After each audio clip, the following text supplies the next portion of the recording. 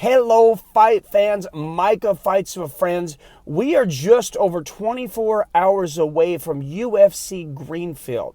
The return of Chan Sung Jung, the Korean zombie, taking on top contender Renato Macagna in a spectacular main event.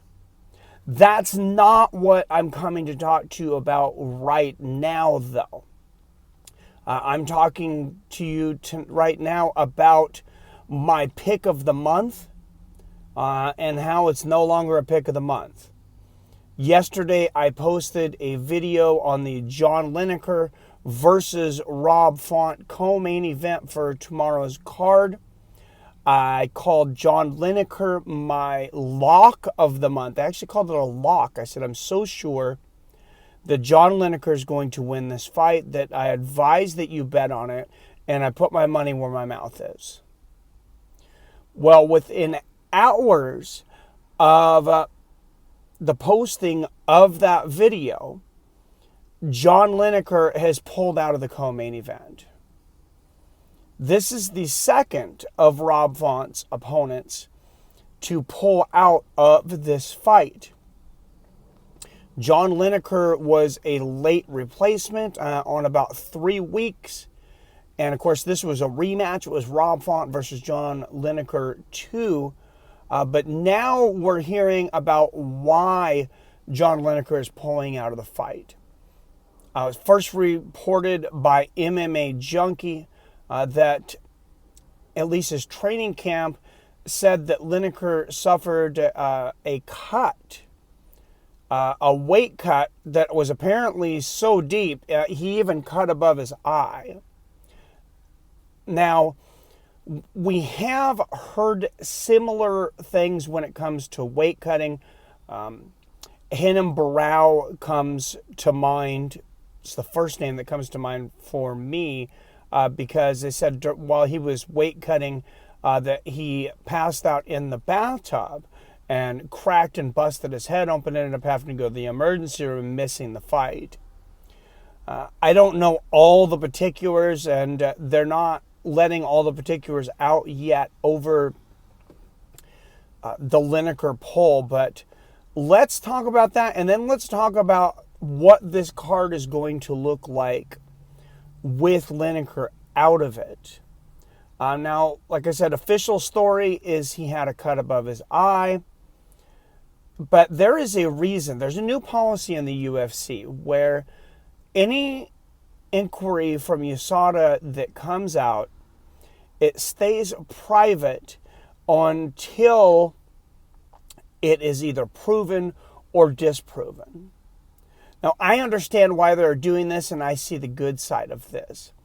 The bad side of this to me is anytime anybody pulls out of a fight, anytime anyone is injured, anytime anybody has a significant amount of inactivity, there is speculation that USADA could possibly be involved.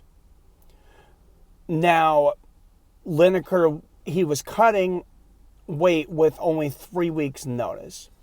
And he was just coming out of a fight camp. He just fought in April an incredible fight against Corey Sandhagen that went to a split decision. So he was probably in fairly good shape. I'm not sure how much it is he cuts, but it's very interesting at this point that they would cancel the fight that close to the fight actually happening.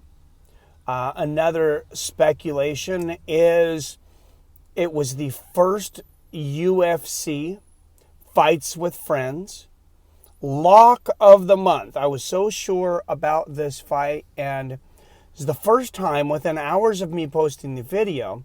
Of course, John Lineker pulls out. We'll have to watch lock of the month in the future and my other picks that I'm so confident on. But did I jinx John Lineker? Did the video jinx John Lineker? That's something that we'll have to watch future videos and find out if there is a Fights with Friends lock jinx. We only have one video to go on by now. But let's talk about what this card's going to look like now. Obviously, main event, still great. Hanano Makanyo versus Chan Sung Jung, the Korean Zombie, candidate for Fight of the Year. Anytime those two get in there, you're almost guaranteed fireworks. Now, the co-main event, I don't think they're going to be able to find an opponent for Rob Font that quickly. I mean, they would have to pretty much have paid someone to go there just to make weight to step in as a replacement. And for the co-main event on an ESPN Plus card, they didn't do that. So what happens from there? We move up a card into the co-main event, a fight that I think is very deserving, Randy Brown versus Brian Barberena. A fight that Barberena is a wide favorite on this. I think I've seen as much as 2.6 to 1 favorite.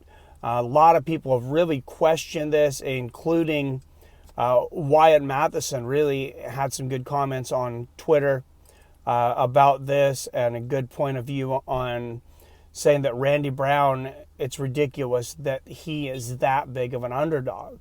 Brian Barberena, of course, coming off an incredible Fight of the Night, Fight of the Year candidate against Vicente Luque. Absolutely amazing fight.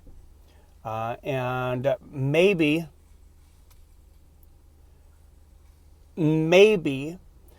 that fight pushes Barberena ahead. Maybe it pushed him to get better odds coming into this fight. Randy Brown, of course, is coming off an epic fight against Nico Price, where Nico Price became the first fighter in modern UFC history to knock an opponent out with blows off his back. Actually, hammer fist to the temple. I was live for that show in Boise, Idaho. But that undoubtedly moves up to the top of the co-main event.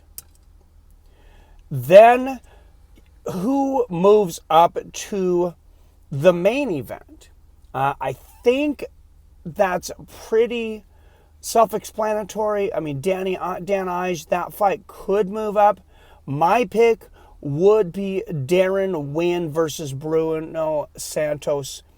Darren Wynn, they are really trying to push this guy. He's dropped down to middleweight, but he is the protege of Daniel Cormier.